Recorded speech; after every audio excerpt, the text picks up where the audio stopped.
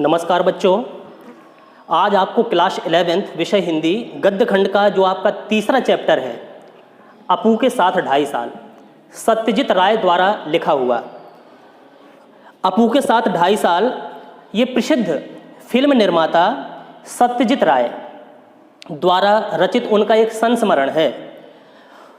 इसमें उन्होंने अपनी प्रसिद्ध फिल्म, एक जो उन्होंने फिल्म बनाई थी पथेर पांचाली, उस फिल्म बनाने के दौरान आने वाली कठिनाइयों का वर्णन इस पाठ में किया गया है कि जब उन्होंने पथेर पांचाली फिल्म का निर्माण किया, उस फिल्म को बनाने में उन्हें कौन कौन सी दिक्कतें आईं, किन किन कठिनाइयों का सामना उन्हें करना पड़ा। इस पाठ में वो बताना चाहते हैं, आपको ध्यान से सुनना है। सत्यजीत राय जी लिखते हैं कि पथेर पांचाली फिल्म की शूटिंग का काम 2.5 साल तक चला था। 2.5 साल तक शूटिंग पूरी उसकी हो पाई। इस 2.5 साल के कालखंड में हर रोज तो शूटिंग होती नहीं थी, हर रोज शूटिंग नहीं होती थी।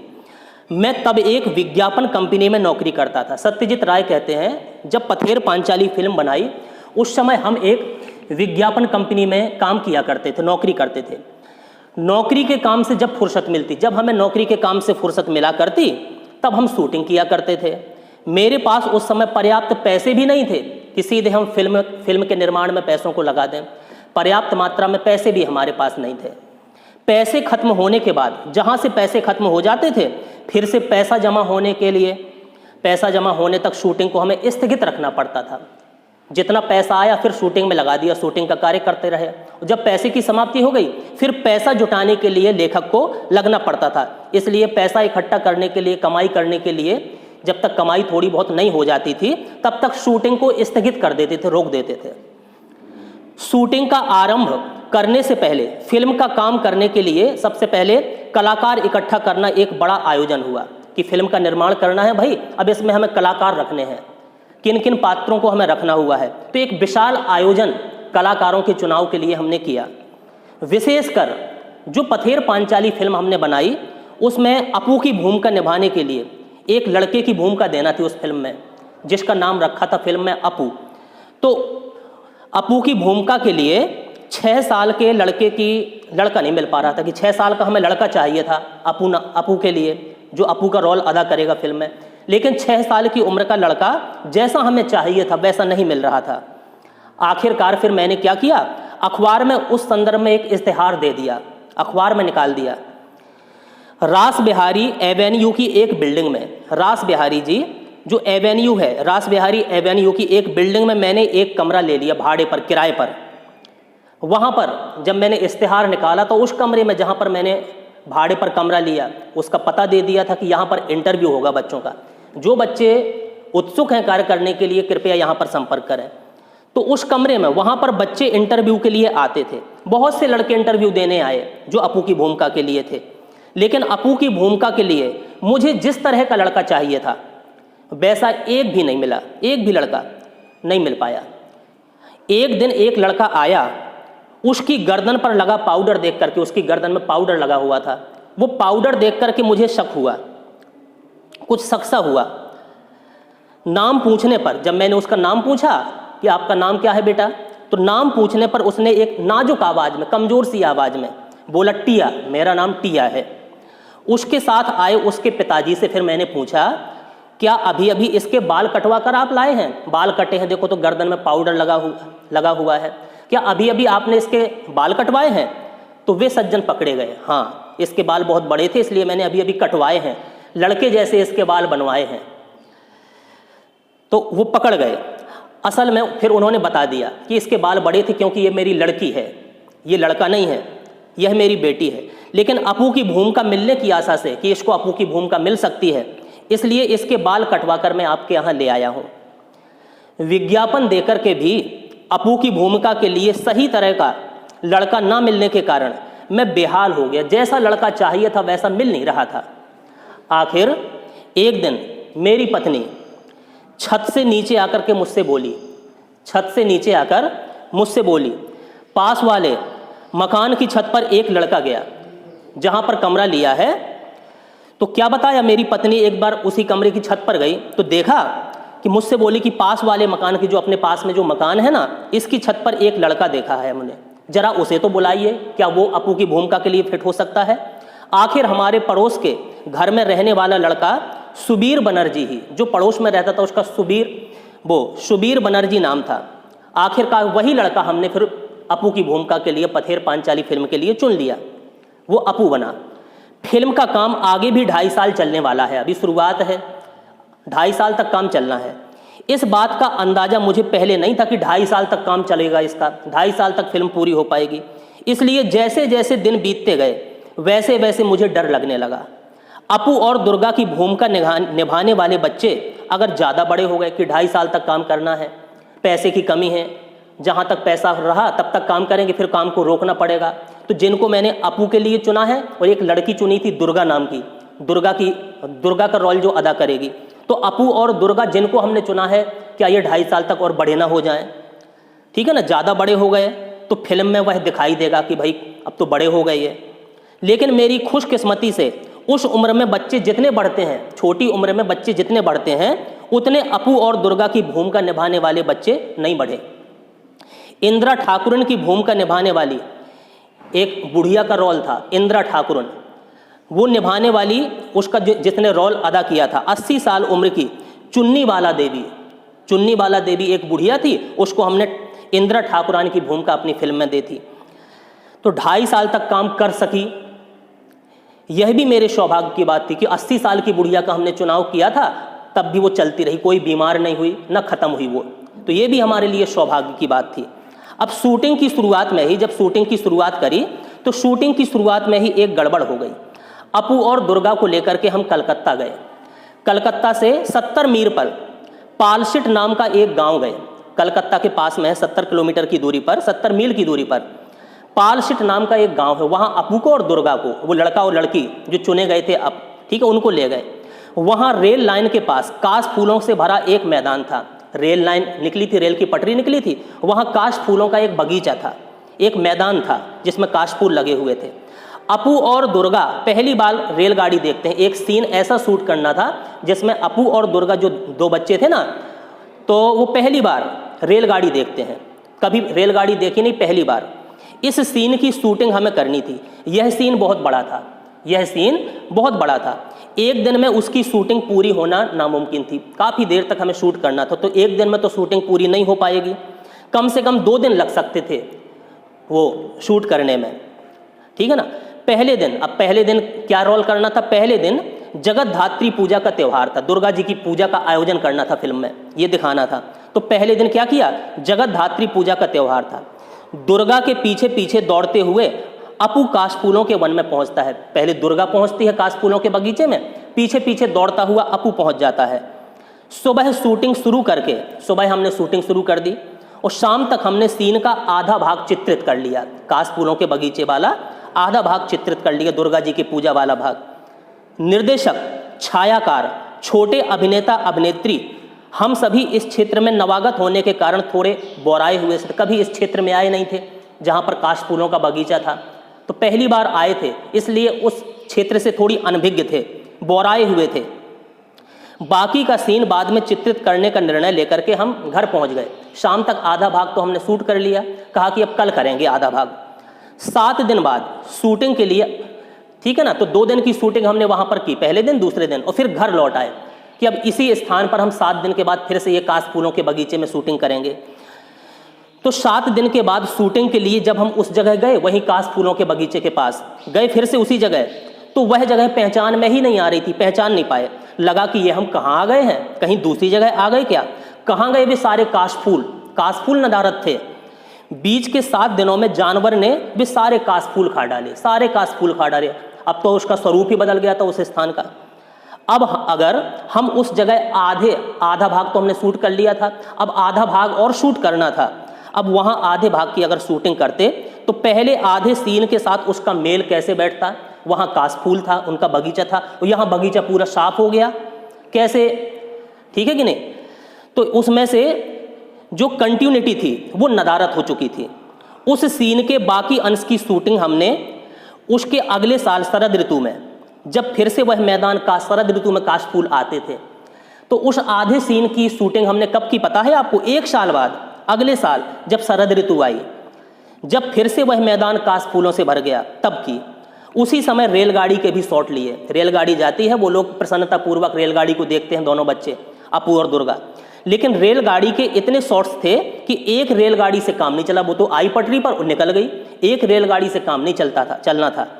एक के बाद एक 3 रेलगाड़ियों का हमने शूटिंग के लिए इस्तेमाल किया। 3 रेलगाड़ियां उस पटरी से निकली, तीनों रेलगाड़ियों की शूटिंग हमने की। सुबह से लेकर के दोपहर तक कितनी रेलगाड़ियां उस लाइन से जाती हैं जहां पर हम शूटिंग कर रहे थे, यह पहले ही टाइम टेबल देख करके जान लिया था कि इस रेलवे लाइन पर कितनी रेलगाड़ियां दौड़ती हैं। पहले टाइम टेबल देख करके हमने जान लिया था। हर एक ट्रेन एक ही दिशा से आने वाली थी, एक ही दिशा से वो ट्रेन आती थी, आने वाली थी। जिस स्टेशन से भी रेलगाड़ियां आने वाली थी उस स्टेशन पर हमारी टीम के, अच्छा फिल्म के एक टीम के एक सदस्य थे अनिल बाबू, वहां से बता देते थे कि हाँ भाई ट्रेन चलने लगी है, अब शूटिंग के लिए तैयार हो जाओ, यहाँ से ट्रेन निकल चुकी है। तो उस स्टेशन पर जहाँ से ट्रेन शुरू होती थी अनिल बाबू थे हमारी टीम के। रेलगाड़ी स्टेशन से निकलते समय अनिल बाबू भी इंजन ड्राइवर की केबिन में चढ़ते थे। इंजन ड्राइवर, जो ड्राइवर बैठता है, उसकी केबिन में वो चढ़ते थे, क्योंकि गाड़ी के शूटिंग की जगह के पास आते ही एक ऐसा भाग हमें शूट करना था कि बॉयलर में कोयला डालना जरूरी था। वो कोयला डालते थे बॉयलर में, जिससे काला धुआं निकले। काला धुआं, वो रेलगाड़ी से हमें काला धुआं निकलता हुआ चाहिए था। तो अनिल बाबू बैठ जाते थे पहले से ही वहीं से स्टेशन से, और जहाँ से हम जहाँ शूटिंग करना है वहाँ वो कोयला डालते थे उसके बॉयलर में ट्रेन के, जिससे काला धुआं निकले। क्योंकि सफ़ेद काशफूलों की पृष्ठभूमि पर अगर काला धुआं नहीं आया तो दृश्य अच्छा नहीं लगेगा। सफ़ेद काशफूल उस पर काला काला बादल सा छा जाए तो बहुत अच्छा दृश्य बनेगा। पथेर पांचाली फिल्म में जब यह सीन दिखाई देता है, कोई फिल्म देखता है आज, तो जब यह सीन देखता है तब दर्शक पहचान नहीं पाते कि उस सीन में हमने 3 अलग अलग रेलगाड़ियों का इस्तेमाल किया है। कोई नहीं पहचान पाया। 3 रेलगाड़ियां थीं, लेकिन सबको लगता है एक ही रेलगाड़ी है। आज के डीजल और बिजली पर चलने वाले इंजनों के युग में वह दृश्य उस प्रकार से हम चित्रित ना कर पाते। अच्छा, लेकिन पैसे का अभाव था। आर्थिक अभाव के कारण बहुत दिनों तक हमें अलग अलग समस्याओं से जूझना पड़ा। एक उदाहरण देता हूँ, सुनिए कौन कौन सी समस्याएं कैसी कैसी उठी। मूल उपन्यास में अपू और दुर्गा के भूलो नामक पालतू कुत्ते का उल्लेख है कि इनका एक पालतू कुत्ता भी था। भूलो नाम का कुत्ता भी फिल्म में आया है, दर्शाया गया है। तो अपू और दुर्गा के भूलो नामक पालतू कुत्ते का भी उल्लेख किया गया है। कैसा, उसका क्या दृश्य दर्शाया गया। गांव से ही हमने एक कुत्ता प्राप्त किया। गांव से पहले एक कुत्ता की, भूलो कुत्ता की को भी दर्शाना है। भूलो नाम का कुत्ता भी कहानी में लिख दिया गया था। तो गांव से, जिस गांव में हम शूटिंग कर रहे थे, गांव से ही हमने एक कुत्ता प्राप्त किया, और वह भी हमसे ठीक बर्ताव करने लगा। थोड़ी देर, कुछ दिनों के साथ रहने के कारण वो हमें मानने लगा और हमें पहचानने लगा, तो हमारे साथ ठीक ठीक बर्ताव वो कुत्ता करने लगा। फिल्म में एक दृश्य ऐसा है कि अपू की माँ, जो अपू की माँ फिल्म में बनी हुई है सर्वजया, अपू को भात खिला रही है। अपू को प्लेट में लेकर के भात खिला रही। अपू गोद में बैठा है और भूलो कुत्ता, जो भूलो नाम का कुत्ता फिल्म में दर्शाया गया, वो कुत्ता दरवाजे के सामने आंगन में बैठकर अपू का भात खाना हुआ देख रहा है कि अपू भात खा रहा है। गेट के पास, दरवाजे के पास आंगन में वो कुत्ता बैठा हुआ है और भात खाता हुआ देखता है। ये दृश्य लिया है सीन। अपू के हाथ में छोटे छोटे तीर कमान है, वो खा रहा है, माँ खिला रही है, उसके हाथ में तीर कमान है, तीर कमान लिए हुए है। खाने में उसका पूरा ध्यान नहीं है, खाने में पूरी तरीके से ध्यान नहीं लगा रहा। वह माँ की ओर पीठ करके बैठा हुआ है। वह तीर कमान खेलने के लिए उतावला है। वो सोचता है कब माँ खाना खिलाना हमें बंद करिए, भात खिलाना, और हम खेलने के लिए चले जाएं। अपू खाते खाते ही कमान से तीर छोड़ता है, खाता जाता हो यहीं तीर चलाता जाता है। उसके बाद खाना छोड़कर तीर वापस लाने के लिए जाता है। तीर उसका दूर चला गया, चला दिया, तीर उठाने के लिए वो जाता है। सर्वजया क्या करती है, वो तीर उठाने को गया तो सर्वजया बाएं हाथ में थाली लेकर के दाहिने हाथ से निवाला लेते अपने बच्चे के पास दौड़ती है खिलाने के लिए। पीछे पीछे दौड़ती है, लेकिन बच्चे के भाव देख करके वो जान जाती है कि अब वह कुछ खाएगा नहीं, उसको भूख नहीं है, खाने की इच्छा नहीं है। भूलो कुत्ता भी खड़ा हो जाता है अब सर्वजया के पास। उसका ध्यान सर्वजया के हाथों में जो भात है प्लेट में ना, थाली में, उसकी ओर है कि ये मुझे भी खाने को मिल जाए। इसके बाद वाले शॉट में हमें यह दिखाना था कि सर्वजया थाली में बचा भात एक गमले में डाल देती है। अब बच्चे ने नहीं खाया तो एक गमला खाली था, उसमें वो भात डाल देती है। उसको सीन लेना है, शूट करना है, तो ये दृश्य लेना था। और भूलो जो कुत्ता है वह भात खाता है, गमले में डला हुआ भात। लेकिन यह शॉट हम उस दिन नहीं ले सके, क्योंकि सूरज की रोशनी, सूर्यास्त हो चुका था, सूरज की रोशनी खत्म हो गई थी। उसी के साथ हमारे पास जो पैसे थे, अभी तक हमने शूटिंग की उसमें वो पैसे भी खर्च हो चुके थे। अब 6 महीने बाद, 6 महीने हमें कमाई करना है, अब पैसे की तब इकट्ठा हो तब आगे की फिल्म बने। 6 महीने बाद फिर से पैसा इकट्ठा होने पर फिर हम बोडाल गांव में उसी सीन को शूटिंग करने के लिए आए। लेकिन जब हम बोडाल गांव पहुंचे दोबारा शूटिंग करने के लिए 6 महीने के बाद, तो वहां जाने पर पता चला कि जो भूलो कुत्ता जो हमने उस दृश्य में लिया था, भात खा रहा था, वो दुनिया में ही नहीं है। अब क्या होगा? खबर मिली, फिर गांव वालों ने बताया कि भूलो जैसा दिखने वाला एक कुत्ता गांव में है, अब लाओ पकड़ के उस कुत्ते को। सचमुच जब उस कुत्ते को पकड़ के लाया गया दूसरा कुत्ता, तो बिल्कुल भूलो जैसा ही दिखता था। वह भूलो से बहुत कुछ मिलता जुलता था। उसके शरीर का रंग भी बिल्कुल भूलो कुत्ते जैसे ही था, बादामी। उसकी दुम जो पूंछ थी, उसकी दुम का छोर भी भूलो के दुम की छोर जैसा ही सफ़ेद था। बिल्कुल हूबहू भूलो कुत्ता जैसा ही एक हमें कुत्ता मिल गया। आखिर यह फेंका हुआ भात फिर उस कुत्ते ने खाया। वो दृश्य हमने शूट किया और हमारे उस दृश्य की शूटिंग पूरी हो गई। कोई भी पथेर पांचाली फिल्म देखता है तो यह बात किसी के ध्यान में नहीं आई कि एक ही सीन में हमने भूलो की भूमिका में 2 अलग अलग कुत्तों से काम लिया है, 2 अलग अलग कुत्तों ने काम किया है। और सिर्फ कुत्ते के संदर्भ में ही नहीं, आदमी के संदर्भ से भी ऐसी ही समस्या से पथेर पांचाली शूटिंग के दौरान उलझना पड़ा था। एक बार और बताते हैं कि इस दृश्य का कौन सा आदमी हमने लिया था फिल्म में। श्रीनिवास नामक एक व्यक्ति चुनाव किया था हमने, श्रीनिवास उनका नाम दिया था। घूमते मिठाई वाले से, वो मिठाई अपने सिर पर रख करके फेरी लगाया करते थे, मिठाई कुछ मिठाई की सामग्री रखते, मिठाई रख करके, ठीक है, घूमते थे। तो श्रीनिवास नामक घूमते मिठाई वाले से मिठाई खरीदने के लिए अपू और दुर्गा के पास पैसे नहीं थे। वो चाहते थे कि हम इनसे मिठाई खरीदें, ये दृश्य है दिखा रहे फिल्म में, लेकिन उनके पास, बेचारे बच्चों के पास पैसे नहीं थे, वे तो मिठाई खरीद नहीं सकते थे। इसलिए अपू और दुर्गा उस मिठाई वाले के पीछे पीछे मुखर्जी के पास तक जाते हैं। आगे आगे मिठाई वाला, पीछे पीछे ललचाई निगाहों से अपू और दुर्गा उनके पीछे चले जाते हैं। मुखर्जी अमीर आदमी है, सोचते हैं बच्चे कि वे तो जरूर मिठाई खरीदेंगे, वो अमीर आदमी है और उनका मिठाई खरीदना देखने में ही अपू और दुर्गा की खुशी है। चलो मिठाई इनने तो खरीद ली, हम नहीं खरीद पाए। तो इस दृश्य का कुछ अंश चित्रित होने के बाद हमारी शूटिंग चलो मिठाई वाले का दृश्य शूटिंग हो गया, अभी और शूटिंग करना था, लेकिन फिर पैसे समाप्त। शूटिंग कुछ महीने के लिए फिर स्थगित कर दी गई। पैसे हाथ जब आए तो हाथ आने पर फिर जब हम उस गांव में शूटिंग करने के लिए गए, तब खबर मिली कि श्रीनिवास मिठाई वाले की भूमिका जो सज्जन कर रहे थे, जिन्होंने श्रीनिवास मिठाई वाले की भूमिका की थी, उनका भी देहांत हो गया है। अब पहले वाले श्रीनिवास का मिलता जुलता दूसरा आदमी कहाँ मिलेगा? अब और परेशानी की बात आ गई। आखिरकार फिर क्या हुआ? श्रीनिवास की भूमिका के लिए हमें जो सज्जन मिले, उनका चेहरा पहले वाले श्रीनिवास से मिलता जुलता नहीं था, लेकिन शरीर से वे बिल्कुल, अगर शरीर से कोई देखो तो बिल्कुल हूबहू श्रीनिवास जैसे ही थे, सिर्फ चेहरे में थोड़ा अंतर था।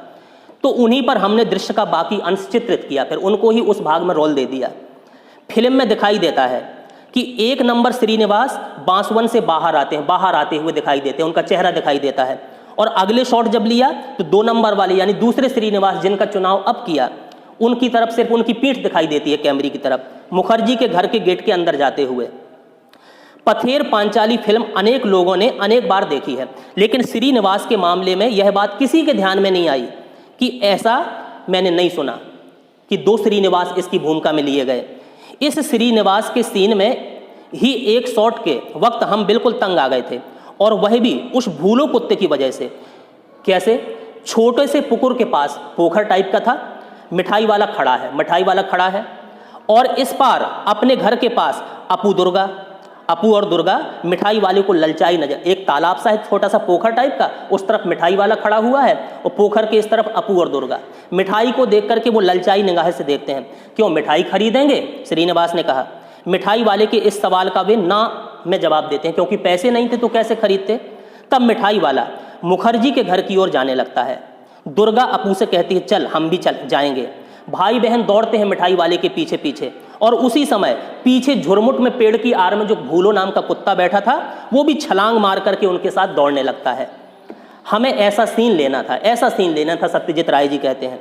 लेकिन मुश्किल यह था कि कुत्ता कोई हॉलीवुड का सिखाया हुआ तो नहीं था कि भाई जहां से अपू दुर्गा दौड़े तो मैं भी दौड़ना है, ठीक है कि नहीं। इसलिए यह बताना मुश्किल ही था कि वह अपू दुर्गा को के साथ भाग जाएगा या नहीं, भागेगा उनके पीछे पीछे कि नहीं।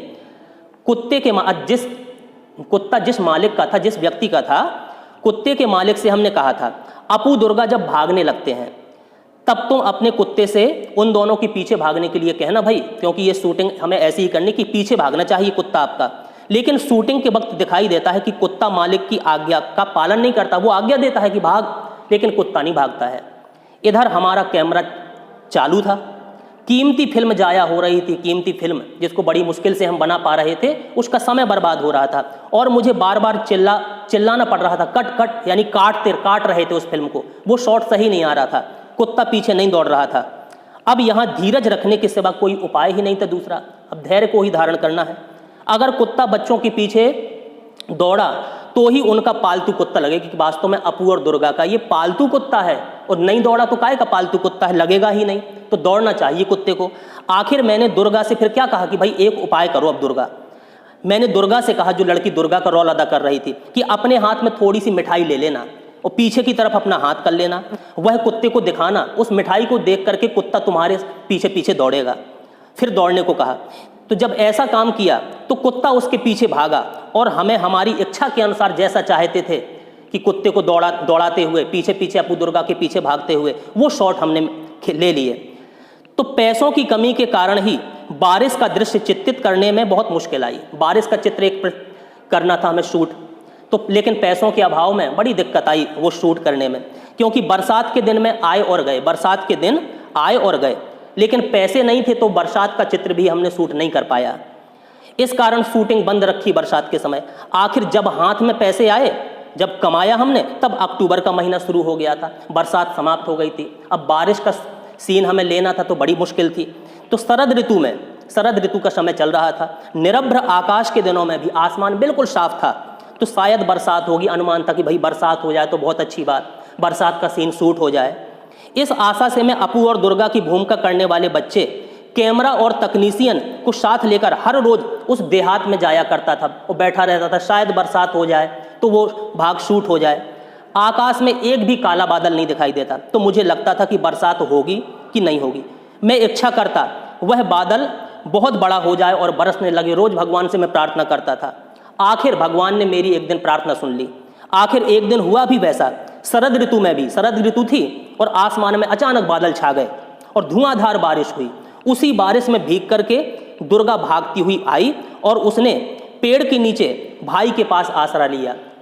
बरसात में भीगती है दुर्गा और भाई उसका पेड़ के नीचे बैठा था अपू, उसके पास आकर के वो बैठ जाती है, सहारा लिया। भाई बहन एक दूसरे से चिपक कर बैठ गए, बिल्कुल पास में बैठ गए। दुर्गा कहने लगी, नेबूर पाता करमचा, हे वृष्टि घरे जा, यानी बरसात, ठंड। अपू का बदन खुला, ठंड लग रही थी, सर्दी का मौसम था, खुला बदन था अपू का। प्लास्टिक के कपड़े से ढके कैमरे को आंख लगाकर देखा तो वह ठंड लगने के कारण सिहर रहा था, कांप रहा था वो बच्चा, क्योंकि सर्दी का मौसम शुरू हो गया था। शॉट पूरा होने के बाद उस बच्चे को हमने क्या किया, दूध में थोड़ी ब्रांडी मिलाकर दी और भाई बहन जो बरसात से भीग गए थे उनका शरीर गर्म किया। जिन्होंने भी पथेर पांचाली फिल्म देखी है वे जानते हैं कि वह शॉट बहुत अच्छा बरसात का शूट किया गया है, चित्रित किया गया है। शूटिंग की दृष्टि से गोपाल गांव की तुलना में बोडाल गांव हमें अधिक उपयुक्त लगा। अपू दुर्गा का घर, अपू का स्कूल दिखाई देता है, गांव के मैदान शूट किए जो हमने उस पथेर पांचाली फिल्म में, खेत, पुकुर, आम के पेड़, बांस की झुरमुट से सभी बातें बोडाल गांव में और आसपास हमें मिली। जैसा हमें दृश्य पथेर पांचाली फिल्म में चाहिए था, बोडाल गांव में वो वैसा दृश्य हमें मिल गया। अब उस गांव में बिजली आ गई है, अब जब जाते हैं तो बिजली उस गांव में लग गई, पहले बिजली नहीं थी। पक्के घर बन गए हैं, पक्के रास्ते बन गए हैं। उस जमाने में जब हमने पथेर पांचाली फिल्म बनाई थी तब पक्कापन नहीं था वहाँ। उस गांव में हमें बहुत बार जाना पड़ा, कई बार जाना पड़ा फिल्म के निर्माण के लिए, बहुत बार रहना भी पड़ा। इसलिए वहाँ के लोगों से भी हमारा परिचय हो गया था। काफ़ी बार जब गए तो उस गांव के लोगों से भी हमारी जान पहचान बढ़ गई। उन लोगों में एक बहुत अद्भुत सज्जन वहाँ पर हमें मिले थे, उन्हें हम सुबोधदा कह करके पुकारा करते थे गांव में, सुबोधदा। और वो उनकी उम्र लगभग 60-65 साल के लगभग की रही होगी। उनका माथा गंजा था, बिल्कुल बाल्ड थे वो, ठीक है ही नहीं, बाल बिल्कुल नहीं थे।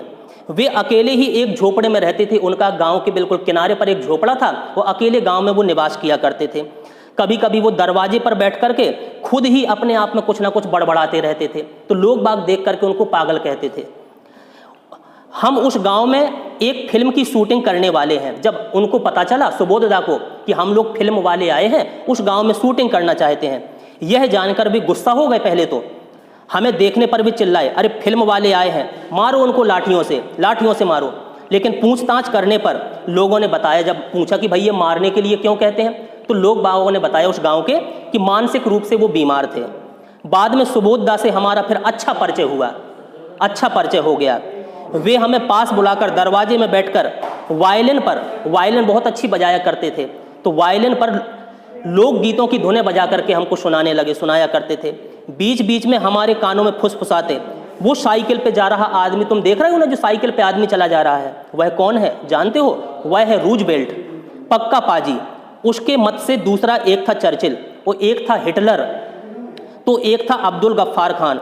सभी मतानुसार पाजी थे, उनके दुश्मन थे। हम जिस घर में शूटिंग करते थे उसके पड़ोस में एक धोबी भी रहता था। उसके कारण हमें बहुत परेशानी होती थी। वह भी थोड़ा सा पागल था और कभी भी भाइयों और बहनों कह करके किसी राजकीय मुद्दे पर लंबा लंबा वो भाषण शुरू कर दिया करता था। फुर्सत के समय में उसके भाषण पर हमें कुछ आपत्ति नहीं थी। जब खाली बैठते तो कोई आपत्ति नहीं, लेकिन जब काम पे हो और वो भाषण दे रहा, चिल्ला रहा।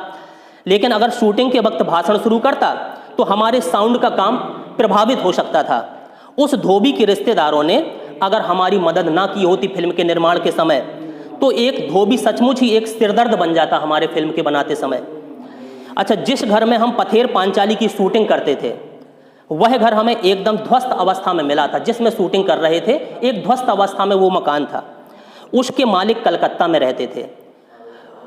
उनसे हमने वह घर शूटिंग के लिए भाड़े पर ले लिया था कि भैया हमें सामान रखना है फिल्म का जो है, तो सामान के लिए थोड़ी सी हमें जगह दे दो। भाड़े पर हमने ले लिया था। उस घर की मरम्मत करके उसे शूटिंग के लिए ठीक ठाक करवाने में हमें लगभग 1 महीना लग गया। उस मकान को ठीक ठाक कराने में उस घर के एक हिस्से में एक के पास एक कुछ ऐसे कमरे थे उस घर में कि वे हमने फिल्म में नहीं दिखाए हैं। उस घर के फिल्म में हमने कमरे नहीं दिखाए। उन कमरों में हमने क्या किया, अपना सामान रख लिया। एक कमरे में उस घर के जो हमने भाड़े पर लिया, रिकॉर्डिंग मशीन लेकर के हमारे साउंड रिकॉर्डिस्ट भूपेन बाबू बैठा करते थे एक कमरे में। हम शूटिंग के वक्त उन्हें देख नहीं सकते थे। जब शूटिंग होती थी वो दिखाई नहीं देते थे क्योंकि कमरे के अंदर थे, फिर भी उनकी आवाज़ हम सुन सकते थे। हर शॉट के बाद जब एक आध शॉट हो जाता तो हर शॉट के बाद उनसे पूछते, साउंड ठीक है ना?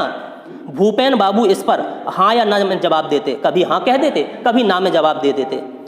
एक दिन शॉट के बाद मैंने साउंड के बारे में उनसे सवाल किया, लेकिन कुछ भी जवाब नहीं आया। मैंने साउंड के बारे में, बाहर शूटिंग चल रही, पूछा, बाहर से ही पूछ रहे, लेकिन अंदर से भूपेन बाबू कोई जवाब नहीं दे रहे।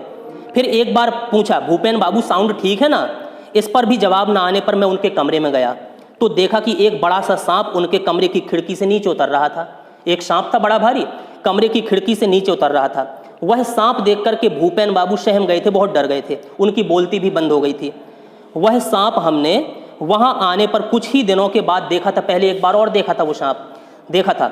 उसे मार डालने की इच्छा पर भी, उसे मार डालने की इच्छा थी कि सांप को मार डालें क्योंकि यहीं हमें काम करना है, लेकिन स्थानीय लोगों ने, उस गांव के लोगों ने मना कर दिया, इसलिए हमने उस सांप को मारा नहीं था।